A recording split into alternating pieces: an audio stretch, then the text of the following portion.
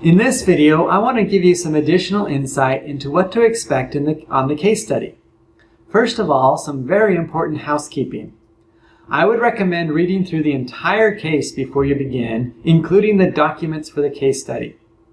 I would also recommend that you review the rubric carefully before you begin.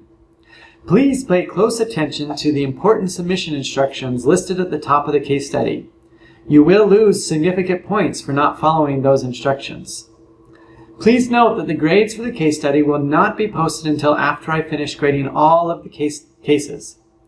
This means you will not see the check mark that you have submitted your project, and you will likely not see your grade until after the third exam. That means you need to go back in after you submit your case and make sure that you can see that it has uploaded into Blackboard. This case study is due on December 5th. However, I am offering 10 points of extra credit if you turn it in by noon on Saturday, December 2nd. This allows me time to grade some of the cases early so that it doesn't take me as long after the due date. The discussions for the case study will take place in the online classroom. I strongly recommend involvement with the discussion as you complete this case. Okay, now for some details on the content of the case. In Section 1, I'm asking you to explore Morningstar.com a bit. I asked you to set up a hypothetical portfolio. Let me show you a bit about how to do this. Go to Morningstar.com and click on Your Portfolio. Click on Create a Portfolio. You will then set up a free Morningstar account. There are paid versions, but you do not need the paid version. Make sure you uncheck this box unless you want to receive the e-newsletters. I think there's another spot where you want to make sure you're not opting into emails unless you want those emails. Once you complete this step, you should come to a screen like this one. You will enter the information from the current allocations as listed on the documents for the case study in these three columns. Now, after you complete this, you will get a page that I want you to take a screenshot of.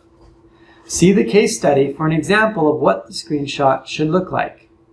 This is the only chart you should put in your write-up. Please do not include anything but this and your writing. I don't want any of the instructions or any of the other charts or graphs in your write-up. I will deduct significant points for not following these instructions. All right, for Section 2 of the case study, I asked you to analyze various parts of the portfolio. This section is worth almost half of the grade. Please be concise but thorough. Please, please, please use sources and cite them. I'm particularly interested in you using sources we have covered in this course. I know Google is a great tool, but you've already studied lots of sources within each unit, so use them. Also, take advantage of the threads in the online classroom to help you through this project. To help those of you who take the time to watch my videos, here are some suggestions for sources to use in your write-up. For question 1, look at Chapter 11 of the Everything Investing book. For question 2, look at the Basics of Portfolio Allocation article in Unit 5, and the SEC Beginner Guide to Asset Allocation in Unit 6.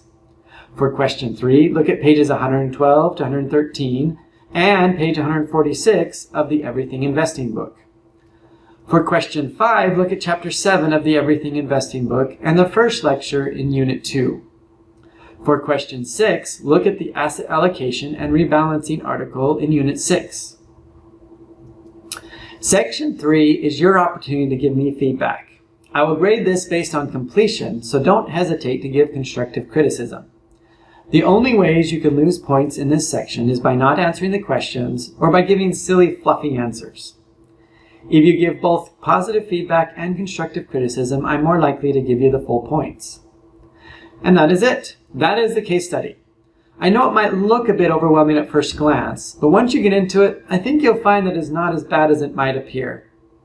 Please remember that if you find yourself typing more than about 3 pages or so, you are probably not being concise enough. I'm looking for well thought out, concise writing. On the other hand, if you find yourself finishing in less than 1.5 pages or so, then you are likely not being thorough enough. All right, good luck everyone. We're getting close to the end. Hang in there and do your best. Thanks, and have a great week.